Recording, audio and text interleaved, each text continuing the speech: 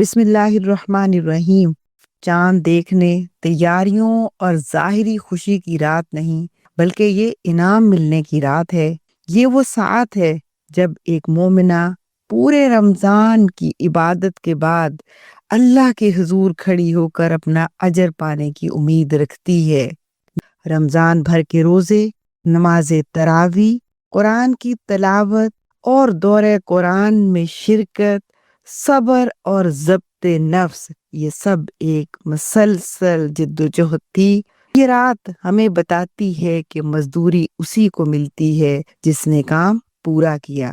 حضور صلی اللہ علیہ وسلم نے فرمایا، رمضان کی آخری رات روزہ داروں کو اجر دیا جاتا ہے جیسے مزدور کو کام مکمل ہونے پر اس کی مزدوری دی جاتی ہے۔ مسند احمد کی روایت ہے۔ یہ حدیث مبارکہ ہمیں سمجھاتی ہے کہ انعام محض دعویٰ نہیں بلکہ محنت اور اخلاص کا نتیجہ ہوتا ہے۔ رمضان مکمل کرنے کے بعد اللہ کی بڑائی بیان کرنا اور شکر گزار بننا لازم ہے، اور شکر کا حقیقی مطلب یہ ہے کہ عبادت کے اثرات زندگی میں ظاہر ہوں۔ میری بہت پیاری بہنوں اور بیٹیوں، آج ہمارا معاشرہ فکری انتشار، گھریلو تنازعات، اخلاقی کمزوریوں اور دینی غفلت کا شکار ہے۔ آج ہمارے نوجوان بے مقصد زندگی گزارنے پر مجبور ہیں۔ وہ اپنے مستقبل سے مایوس ہیں، اپنے حال میں پریشان ہیں، اور انہیں سمجھ نہیں آتی کہ وہ کیا کریں اور کس طرح سے جئیں۔ نوجوان نشے کی طرف جا رہا ہے یا ملک چھوڑ کر بھاگنے پر مجبور ہے۔ ان حالات میں میری اور آپ کی حیثیت ماں کی ہے، بہن کی ہے، بیٹی کی ہے، بیوی کی ہے اور مربیہ کی ہے، داعی اللہ کی ہے۔ اگر عورت صبر، حیا، دیانت اور عبادت کو اپنی زندگی کا حصہ بنا لے تو نہ صرف گھر کا ماحول بدل جاتا ہے، آنے والی نسل محفوظ ہوتی ہے، معاشرے میں اسلامی تہذیب زندہ اور جاوید ہو جاتی ہے۔ دراصل یہ وہ تہذیب ہے جو نوجوان نسل کو جینے کا سلیقہ دیتی ہے، جو زندہ رہنے کا حوصلہ دیتی ہے۔ آج کے نوجوان مایوسی کی وجہ سے بے شمار الجھنے اور سوالات لیے ہوئے ہیں۔ آئیے آگے بڑھیے اور اپنے مستقبل کو، اپنی نسل نو کو محفوظ کیجیے، انہیں اس بھنور سے نجات دیجیے، اور آج کی رات خود سے کچھ سوال کیجیے، کیا میں اتنے بڑے جہاد کے لیے تیار ہوں؟ میں نے پورے رمضان المبارک نماز پڑھی، تراویح ادا کی، قرآن کے ساتھ میرا تعلق رہا، میں نے غیبت، حسد اور کینہ چھوڑنے کی بھی کوشش کی، اپنے اخلاق کو سنوارنے کی بھی کوشش کی، اپنی زندگی کو اسلام کے مطابق ڈھالنے کی کوشش کی۔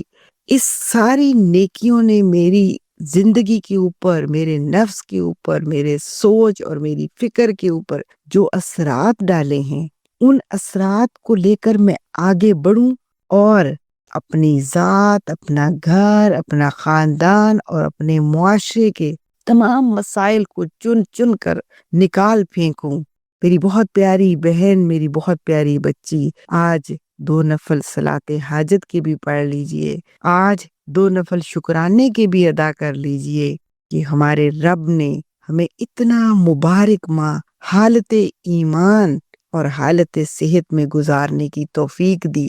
آج کی رات ہم گڑ گڑا کر اللہ سے اپنے گناہوں کی پھر معافی مانگتے ہیں، اس لیے کہ ہم نے یہ ماہ مبارک اللہ کی اطاعت اور اللہ کی فرما برداری کی خواہش میں گزارا۔ اب اے اللہ، جو گناہ رہ گئے، جو کمزوریاں رہ گئیں، اپنی خاص رحمت سے معاف کر دے، درگزر فرما، اور جو کچھ نیکی ہوئی اسے اپنی بارگاہ میں بڑھا چڑھا کر قبول فرما۔